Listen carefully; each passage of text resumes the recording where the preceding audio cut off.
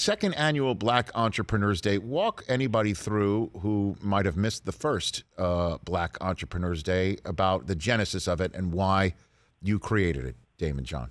Yeah, and thank you for that. So, obviously when we were looking at the whole world kind of unfolding with Breonna Taylor and George Floyd, and people of all colors were getting together in the streets, and many of them, and most of them were doing peaceful protests, but they were, I was seeing other people, as we all did, looting and burning down businesses. When I said, they need inspiration, they need information on how to build a business instead of burning a business, because we're all frustrated, but their journey needs to be about education. So I called a bunch of celebrity friends, called up a bunch of sponsors, and said, I want to do something to give away money, grants to Black businesses who are less likely to get money, and I want to interview a bunch of celebrities and talk about their failures and how they pivoted and how they're here today. So last year I did that, and this year I'm back doing it. But as we open up, I'm able to book the entire Apollo Theater, and we are doing it tonight live from the Apollo Theater. And Shaquille O'Neal, Kevin Hart, Tyra Banks, Run DMC, Michael Strahan, all will be interviewed and telling about their story. And we're giving away $250,000, 10 grants of $25,000 to Black businesses that are in need. That is quite a group that you have gotten together for tonight and for this event at the Apollo Theater, and for a remarkable cause. And in terms of that, the fact that we're calling it a cause, and the fact that, or at least I just did, and the fact that we are in this day and age trying to call attention to diversity in ownership of businesses and entrepreneurship.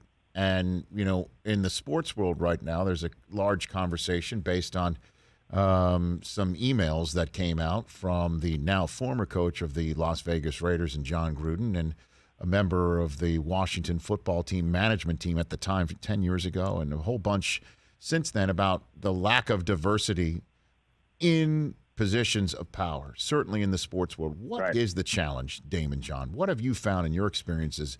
And what are you trying to throw a spotlight on that is the challenge for diversity in positions of power? I find that most people don't want to address it. I find that you have the ones, as I said, who collectively of all colors got together and have always fighted anything, whether it's apartheid, civil wars, or anything else like that. And as a small group, then you have the people who are on the bad side, who have an intention, and they feel that holding back somebody is in some way or another going to benefit them.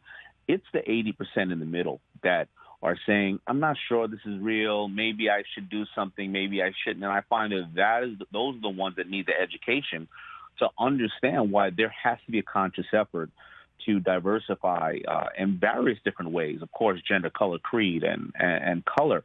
But when you do that, you also get innovation. If you have the old boys or the old girls club all thinking the same way, you don't get anybody to hack the system. That's exactly how FUBU got here. I didn't put 3 sleeves on a shirt. Nobody was addressing the fact that there was a young market of primarily people of color that love hip-hop music, but also once I created FUBU, there were people of all colors who said, we love this culture, and that's how it got to be so big, by getting with other people who said, you're right, and I can help you what you're doing, and we're going to both make money and create change. I love that. You said you didn't put 3 sleeves on a shirt. I love that. But what? So what is it? Fear? Is that what it is? For just to try and find diversity, or it's just people? I think that a lot of people really, they're too close to it. They don't. They're too close in their bubble. They don't believe it's happening. And listen, I got to tell you, the way Black Entrepreneurs Day came out was when I reached out to a lot of organizations, or they reached out to me after the George Floyd thing. They said, I thought I was doing enough, but I am not. Clearly not doing enough. But I don't want to put lipstick on a pig. I don't want it to not be genuine. Where do I start? And that's where the conversation starts to happen, when you can say, where do I start? Is there a way that I can help change this narrative on what's going on in corporate America, or in the streets, or in the world? You want to stop making it twice as hard for an African American man and woman to move in a position, or thinking that 2 felonies are the same, or people can die over air fresheners or broken taillights or counterfeit bills. and you want to change that narrative. But you have to make a conscious effort, and you have to educate yourself on why the systemic thing have been in place and how you can change them. What's the one that did you experience as you were trying to build FUBU and your ascent to your current position, where you encountered a roadblock on this front, Daymond? You got a story for me on that? I've been pulled over plenty of times. I've had guns put to my head by cops, and they've called me obviously the N-word. And I was only guilty of having a bunch of T-shirts in my trunk and trying to touch the stars. That was it. Period. It is common in the black community to have that happen. And many of my earlier partners had been incarcerated for things they didn't do, and they would have to have the innocence program, fight their case and get out 10 years later, realize and say, we're sorry, we realize you didn't do it. Now here you go. So it is very close to me. I've seen it all too often. Daymond John here on the Rich Eisen Show. The second annual Black Entrepreneurs Day, presented by Chase for Business, will air today exclusively on Facebook. And then just for you, Daymond, I mean, if I had told you when you were just starting FUBU and you told my story on my podcast just getting started a few months ago, that you'd be renting out the Apollo Theater with a whole bunch of highly successful individuals who are very excited to share your story or their stories with you, what would you have said? Absolutely no.